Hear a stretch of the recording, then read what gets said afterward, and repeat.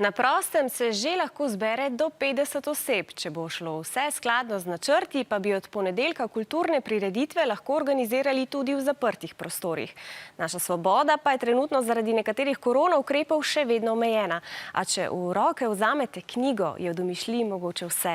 To zelo dobro ve petošolec Filip Jan, kar sam je napisal znanstveno-fantastično povest z naslovom Napad robotov in jo tudi ilustriral. Pa ne le to, poskrbel je, da je knjiga tudi izšla in si jo zdaj lahko sposodijo vsi v njihovi krajevni knjižnici Mokronog.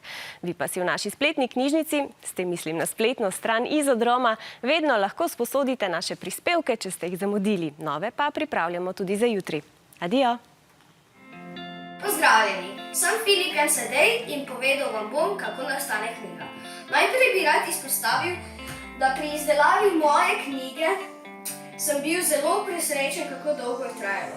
Če hočeš imeti knjigo, moraš najprej napisati besedilo. Imel sem ogromno napak, zato je bil obisk lektorja nujen. Ko si prepričan, da imaš vso besedilo popravljeno, greš k oblikovalcu. Oblikovalec določi velikost črk, velikost knjige in obliko črk. Zloži skupaj slike in besedilo. To lahko zaviješ k tiskarju. Tiskar ti določi, ali boš imel trdo ali mehko platnico. In pred tiskom zaprosi še za cip kodo na luku.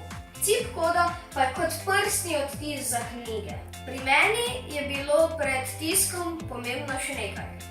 Na občini Ormož Mokronog sem zaprosil, če lahko sliko Mokronoga uporabim na svoji knjigi. Dovolili so mi.